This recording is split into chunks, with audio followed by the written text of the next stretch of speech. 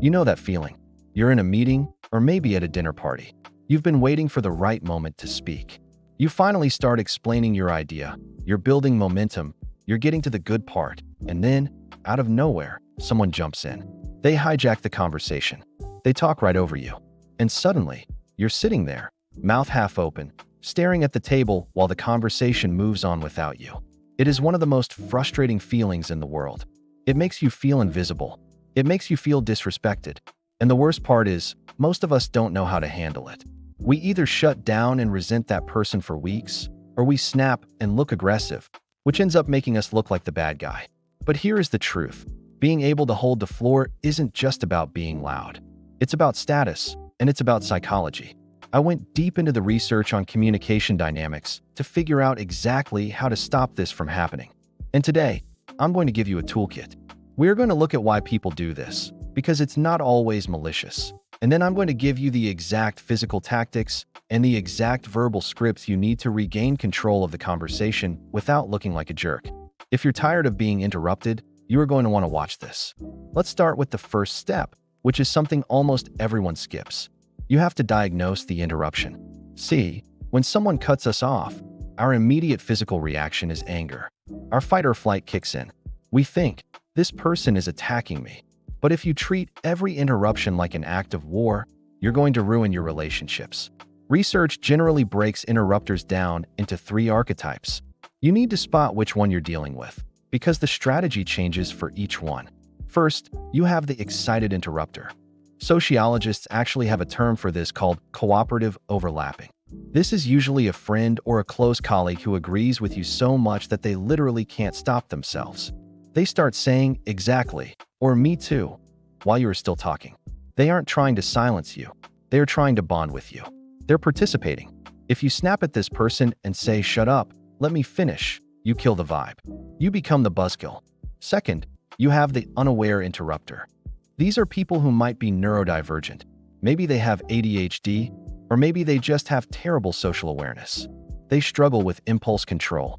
A thought pops into their head, and it has to come out of their mouth immediately. They aren't trying to dominate you. They're just messy conversationalists. But then, we have the third type, the power player. This is the one that keeps us up at night. This is usually in a professional setting. This person interrupts you to assert dominance, to steal credit for your idea, or to steer the agenda back to themselves. They raise their voice, and they almost never apologize. Today, we are going to focus mostly on handling the power player, but remember, read the room first. Don't bring a bazooka to a knife fight if it's just your friend getting excited about your story. Now, let's move into the tactics. And we are going to start with the nonverbal ones. Why start with nonverbal?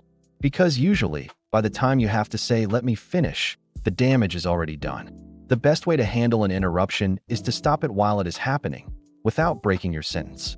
There are 3 moves here that are incredibly effective. The first one is what I call the traffic cop. It's very subtle. As you are speaking, and you hear someone take that breath to cut in, or you hear the first syllable of their interruption, you simply raise your hand. Not high, just to chest level. You can put your palm out like a stop sign, or just raise one finger. The key is, do not look at your hand. Look right at the person interrupting you. Lock eyes. Put the hand up and keep talking. Do not stop. That hand signal creates a psychological barrier. It signals to the room, I am holding the floor. It is surprisingly effective because it's a visual cue that overrides their auditory urge to speak. The second nonverbal tactic is the volume hold. This one takes practice, but it is a power move.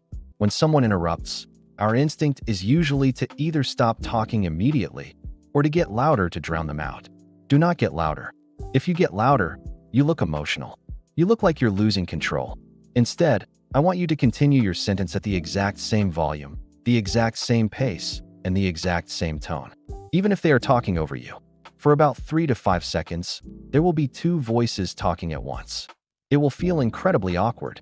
It will feel like friction. But here is what happens. The other person will almost always stop first. Why? Because they realize you aren't yielding. Most interrupters rely on you backing down. When you don't back down, but you also don't get aggressive, they get confused and they stop. It shows immense confidence. Now, if those don't work, or if the person is just completely steamrolling you, you have to move to the verbal scripts. This is what people search for the most online. What do I actually say? I've got 3 levels for you here, ranging from polite to nuclear. Level 1 is the soft reset. You use this for the excited interrupter or a meeting that's just got a bit chaotic. You say, I love the enthusiasm, but let me just get this last part out. Or, hang on, I want to finish this thought because it actually connects to what you're saying. Notice how that works? You validate them. You say, I hear you. But you also say, wait. It's polite, it's firm, and it keeps the peace. Level 2 is the firm correction. This is for the workplace. This is for the colleague who keeps cutting in. The phrase I want you to memorize is this. Please let me finish. But, and this is crucial, you have to say it with a drop in your vocal pitch. Do not say it as a question. Don't say, can I finish? Asking for permission gives them the power to say no. You state it as a fact. I wasn't quite done. Or, I'd like to hear your thoughts, but I need to finish mine first. Keep your face neutral. Don't smile.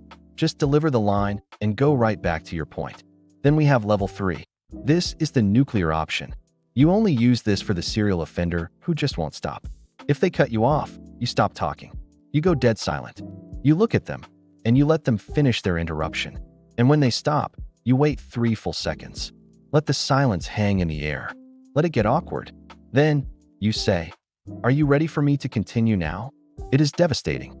It highlights their rudeness to everyone in the room without you raising your voice. It frames them as a child and you as the adult. Use that one sparingly, but know that it's there if you need it. So we've covered diagnosis and we've covered tactics. But the final piece of this puzzle is prevention.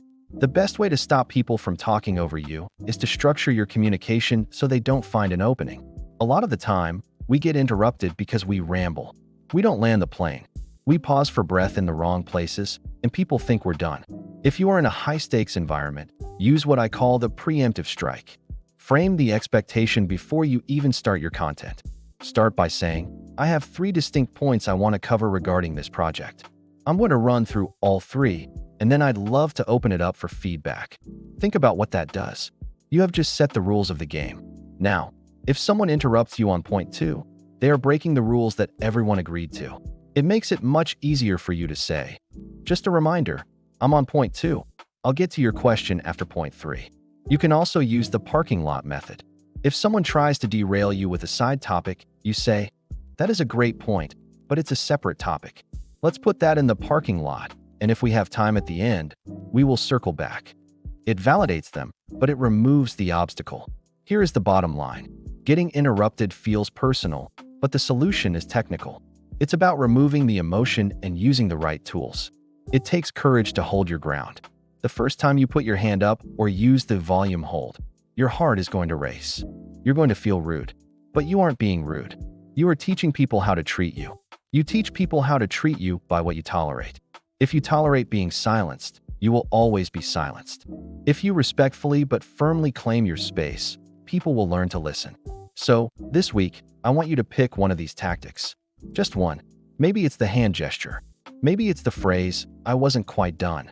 Try it out in a low-stakes environment, maybe with a friend or a partner, and see how it changes the dynamic. You have a voice. You have good ideas. Make sure people actually hear them. Thanks for watching.